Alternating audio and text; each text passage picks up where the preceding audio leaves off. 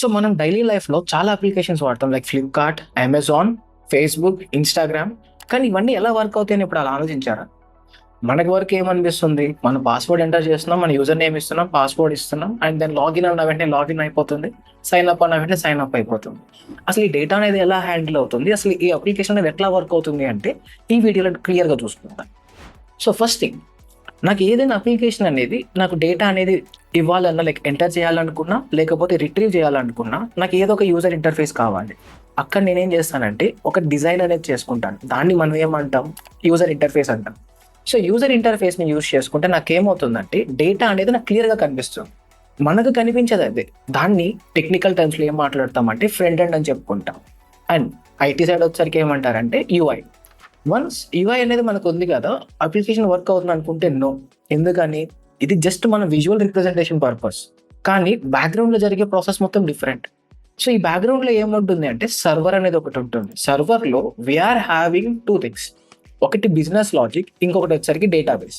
ఈ రెండు ఏంటి? బిజినెస్ లాజిక్ అనేది ఈ పర్టికులర్ ఇన్ఫర్మేషన్ ఏదైతే ఇస్తున్నామో దాన్ని ఫిల్టర్ చేయాలనుకున్నా, లేదు మనం ఇచ్చిన ఇన్ఫర్మేషన్ యాక్సెప్ట్ చేసి స్టోర్ చేయాలనుకున్నా, ఈ బిజినెస్ లాజిక్ అనేది యూజ్ చేస్తుంది.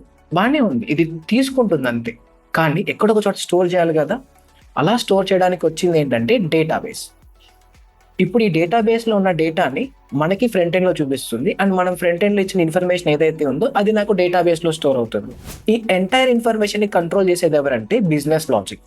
సో అంతా బాగానే ఉంది. ఇప్పుడు ఈ డేటా అనేది ఒకదాని నుంచి ఇంకొక దానికి ఎలా పాస్ అవుతుంది అనే ఇన్ఫర్మేషన్ మనం చూసుకుంటే, నేను ఫ్రంట్ ఎండ్లో నా యూజర్ నేమ్ అండ్ పాస్వర్డ్ ఇస్తాను. వన్స్ నా యూజర్ నేమ్ అండ్ పాస్వర్డ్ ఇచ్చిన తర్వాత మనం ఏమని చేస్తున్నామంటే లాగిన్ అంటుంది.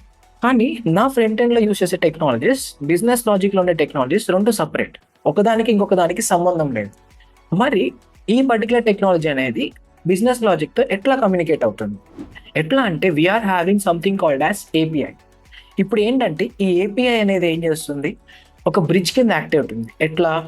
ఫ్రంట్ ఎండ్ ఇచ్చిన డేటాని ఏపీఐ అనేది క్యారీ చేసి బ్యాక్ ఎండ్కి ఇస్తుంది. సో ఈ బ్యాక్ ఎండ్ ఏం చేస్తుందంటే ఏపీఐని తీసుకుని ఆ డేటాని డేటాబేస్లో స్టోర్ చేస్తుంది. అగైన్ ఇఫ్ ఇన్ కేస్ నేను ఏమైనా డేటాని రిక్వెస్ట్ చేశాను అనుకోండి, ఫ్రంట్ ఎండ్ నుంచి రిక్వెస్ట్ చేసిన డేటాని మళ్ళీ ఏపీఐ బిజినెస్ లాజిక్ నుంచి ఫ్రంట్ ఎండ్కి తీసుకొస్తుంది.